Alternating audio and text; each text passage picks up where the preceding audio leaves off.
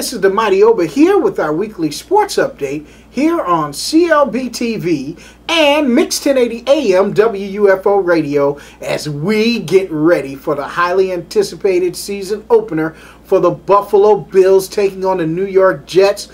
All final cuts are in, some of them very baffling. Not happy about the way the Bills chose their receivers. I don't understand how you can go into an NFL season with just 4 receivers is baffling to me. And why the Buffalo Bills decided to release Vince Young and keep 4 quarterbacks. It doesn't, it's baffling. I hope they're successful. We're all Buffalo Bills fans first and foremost, even though my job is to cover the Buffalo Bills. But I've been a Bills fan all my life, and certainly we're hoping that the Buffalo Bills have a successful season and get out of the funk of not making the playoffs. There's several things that I do have some concerns from preseason, and that is just some of the individual play. I'm hoping that Aaron Williams' struggles were due to the lack of game planning, and that he will become the cornerback that the potential that is in him really should come to the top during the regular season. I am very impressed with Stephon Gilmore. I'm a little bit disappointed that some of our draft picks did not make the roster, and that's not a good sign for your scouting department and organization when you're consistently cutting draft picks and they're not performing at the level that they should. That is my biggest concern with the Buffalo Bills. Going into the Jets game, the Buffalo Bills must run the football. I believe the key to this game is Freddie Jackson. Freddie Jackson is the central part of our offense.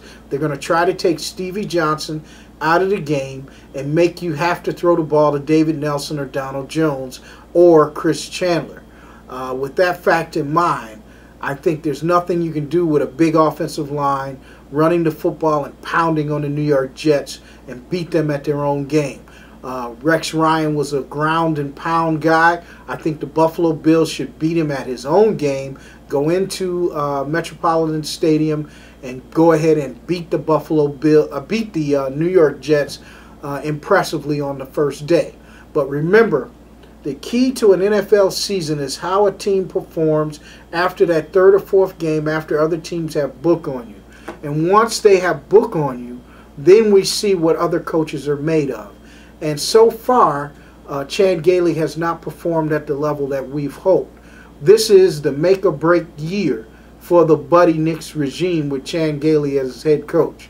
If they do not perform this year, I anticipate there will be a change, not only with Chad Gailey, but possibly with Buddy Nix.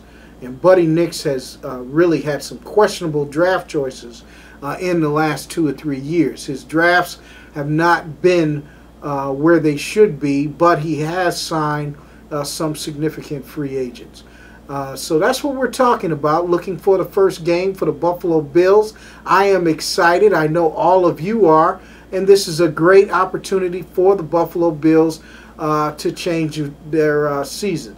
Now, just to bring you up to date with the Downtown Stadium project, we are set to meet with the Niagara Frontier Transit Authority, also the Empire Development Corporation, which is the arm of the governor of the state of New York. We will be meeting with them to discuss the Downtown Stadium project. We have heard from Congresswoman Louise Slaughter and Congresswoman Kathleen Hochul with their interest in our transportation plan to link Western New York cities together through light rail rapid transit. This is the trend that we are looking for to improve Western New York in the best way that we can. And I am the Mighty Oba. We'll be back here next week with our weekly sports update. Buffalo Bills take on the New York Jets. My prediction, the Bills will squeak out a game against the New York Jets 17-14 and win their first game in the Meadowlands and their first game in the AFC East for the year 2012-2013. That's all for me. I am the Mighty Oba.